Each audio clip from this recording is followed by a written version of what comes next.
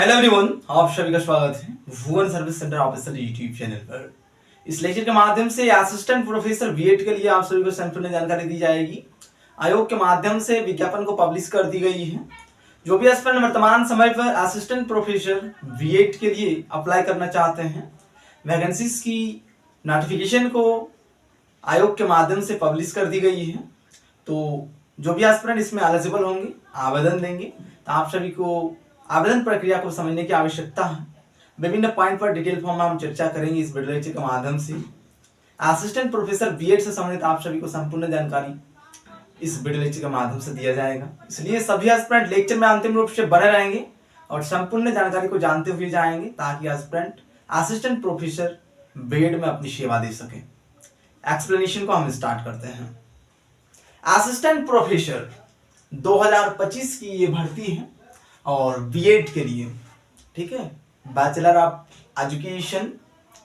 जो भी एस्पिरेंट इस पाठ्यक्रम को पढ़ाना चाहते हैं, उन सभी एस्पिरेंट के लिए ये वैकेंसी पब्लिश की गई है। असिस्टेंट प्रोफेसर के रूप में आप सभी सेवा देंगे। आवेदन प्रक्रिया स्टार्ट हो गई है। 23 मई 2025 से आवेदन प्रक्रिया को स्टार्ट की गई आयोग के माध्यम से और अंतिम तिथि 12 जून 2025 है। 12 जून 2025 से पहले ही सभी एस्पिरेंट को इसमें अपीयर होने की आवश्यकता है।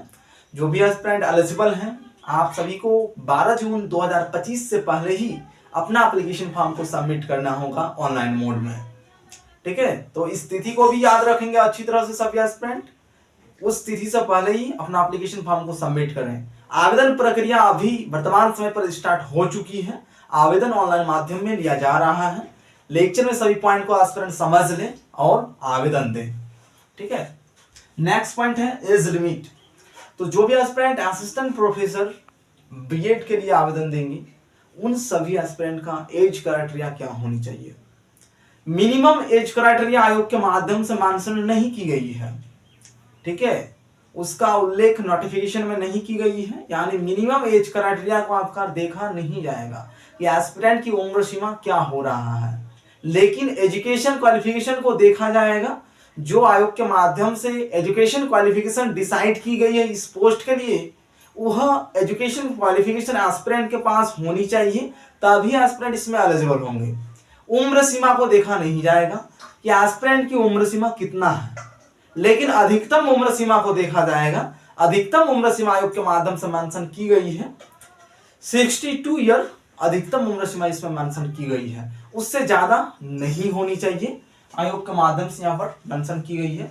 मिनिमम एज क्राइटेरिया मेंशन नहीं की गई है, मैक्सिमम 62 ईयर मेंशन की गई है, ठीक है। अब आते हैं हम नेक्स्ट पॉइंट पर, एजुकेशन क्वालिफिकेशन। एजुकेशन क्वालिफिकेशन ही सबसे इंपॉर्टेंट वाला पॉइंट होती है किसी भी गवर्नमेंट की वैकेंसीज का। तो एजुकेशन क्वालिफिकेशन को समझने की आवश्यकता है। भारत में जो भी कॉम्पिटिटिव एग्जामिनेशन आयोजित की जाती है किसी भी इंस्टीट्यूशन के माध्यम से, तो उससे पहले नोटिफिकेशन आती है। नोटिफिकेशन में सबसे मेजर पॉइंट क्या है, एजुकेशन क्वालिफिकेशन और एज क्राइटेरिया। लेकिन इसमें एज क्राइटेरिया को अधिकतम के रूप में देखना है, न्यूनतम के रूप में नहीं देखना है। विभिन्न प्रकार के स्टेट गवर्नमेंट अथवा गवर्नमेंट ऑफ इंडिया में एज क्राइटेरिया के रूप में अगर देखे होंगे एस्पिरेंट, तो नॉर्मली 21 ईयर मिनिमम, और किसी किसी वैकेंसीज पर 18 ईयर भी रहती है मिनिमम एज क्राइटेरिया। लेकिन इसमें आप सभी को एज क्राइटेरिया पर ध्यान देने की आवश्यकता नहीं है। अधिकतम के रूप में 62 साल मेंशन की गई है। एजुकेशन क्वालिफिकेशन को ध्यान पूर्वक सुने, क्या डेटा मेंशन की गई है। यहाँ पर हम डायरेक्ट मेंशन किया मास्टर डिग्री प्लस क्या होनी चाहिए उसको जानने की आवश्यकता है। विस्तारित फॉर्म में हम एक्सप्लेनेशन कर रहे हैं डेटा को, सभी ध्यान पूर्वक सुने। यही पॉइंट सबसे इंपॉर्टेंट वाला पॉइंट है इस वैकेंसीज का, क्योंकि असिस्टेंट प्रोफेसर बीएड के रूप में आप सभी चयनित होंगे, तो एजुकेशन क्वालिफिकेशन को समझने की आवश्यकता है एस्पिरेंट को। किस प्रकार से अप्लाई करेंगे, कहां आवेदन करना है एस्पिरेंट को, वेबसाइट का नाम भी बताया जाएगा इसी लेक्चर में। थोड़ा धैर्यपूर्वक एस्पिरेंट सुने, सभी पॉइंट का एक्सप्लेनेशन करेंगे। लेक्चर ज्यादा लंबा नहीं होगा, ठीक है। पॉइंट का एक्सप्लेनेशन करने के बाद वेबसाइट का नाम भी हम बताएंगे, किसके माध्यम से एस्पिरेंट अप्लाई करेंगे। तो एजुकेशन क्वालिफिकेशन को सबसे पहले जाने, हम एक्सप्लेनेशन कर रहे हैं। मास्टर डिग्री इन साइंस अथवा मैथमेटिक्स या फिर सोशल साइंस अथवा कॉमर्स या फिर लैंग्वेज बीएड सब्जेक्ट। बीएड में जो लैंग्वेज चलती है वह लैंग्वेज सब्जेक्ट अगर एस्पिरेंट के पास है डिग्री लेवल पर तो एस्पिरेंट इसके लिए एलिजिबल है। और भी जो डेटा मेंशन की गई है वह डेटा अगर आप फुलफिल करते हैं तो एस्पिरेंट उसमें भी एलिजिबल है। ठीक है, फर्स्ट पॉइंट ये मेंशन की गई है।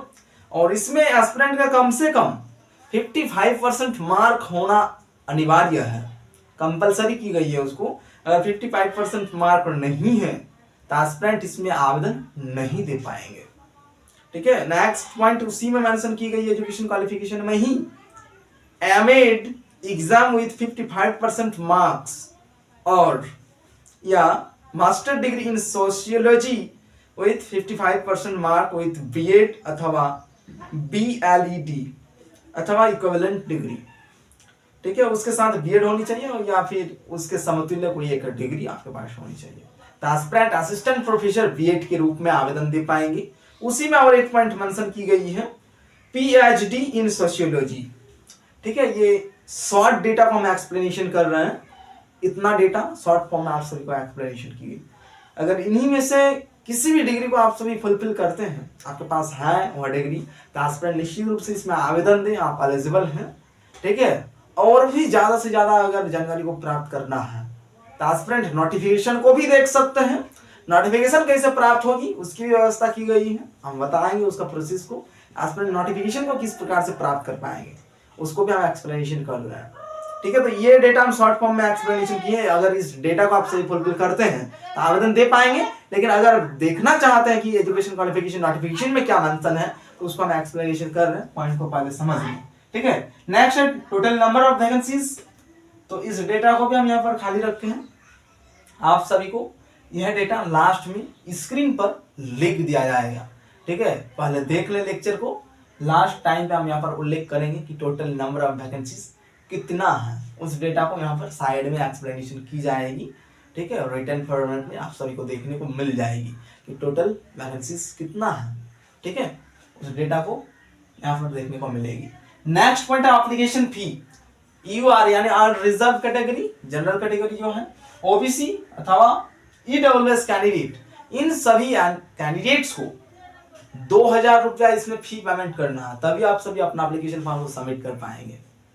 विभिन्न प्रकार के वैकेंसीज पर नॉर्मली गवर्नमेंट ऑफ इंडिया में 100 रुपया फी लिया जाता है, लेकिन इस वैकेंसी में जो भी एस्पिरेंट अपीयर होंगे उन सभी एस्पिरेंट को कैटेगरी वाइज फी पेमेंट करने की आवश्यकता है। यूआर ओबीसी ईडब्ल्यूएस कैंडिडेट्स को 2000 रुपया पेमेंट करने की आवश्यकता होगी, तभी एस्पिरेंट इसमें अपना एप्लीकेशन फॉर्म को सबमिट कर पाएंगे। नेक्स्ट है एससी एसटी पीएच उम्मीदवार, इस कैटेगरी से अगर बिलोंग करते हैं एस्पिरेंट तो आप सभी को 1000 रुपया इसमें पेमेंट करने की आवश्यकता है, तभी एस्पिरेंट अपना एप्लीकेशन फॉर्म को सक्सेसफुली रूप से सबमिट कर पाएंगे। तो ये रही फी स्ट्रक्चर। नेक्स्ट पॉइंट है हाउ टू अप्लाई। अप्लाई किस प्रकार से कर पाएंगे, जो भी एस्पिरेंट असिस्टेंट प्रोफेसर बीएड के लिए आवेदन देंगे तो आप सभी किस प्रकार से अप्लाई करेंगे उस डेटा को हम एक्सप्लेनेशन कर रहे हैं। एस्पिरेंट इस डेटा को ध्यानपूर्वक सुने तभी आप सभी उस वेबसाइट में घुस पाएंगे, आवेदन दे पाएंगे। तो आप सभी डायरेक्ट सर्च करेंगे UPESSC, इसी वेबसाइट के माध्यम से सभी एस्पिरेंट अपना एप्लीकेशन फॉर्म को सबमिट करेंगे, आप सभी इसमें अपीयर हो पाएंगे। ठीक है, तो ये रही डेटा आप सभी के समझ। और लास्ट वाला पॉइंट को सुन लें। ठीक है, दो मेजर जो पॉइंट है यहाँ पर सभी डेटा को एक्सप्लेनेशन की गई, लेकिन टोटल नंबर ऑफ वैकेंसीज कितना है उसको भी अगर जानना चाहते हैं तो हम लास्ट में मेंशन करेंगे। और एस्पिरेंट नोटिफिकेशन को किस प्रकार से प्राप्त कर पाएंगे उस डेटा को ध्यानपूर्वक सुने। भुवन सर्विस सेंटर जो चैनल है, इसी चैनल के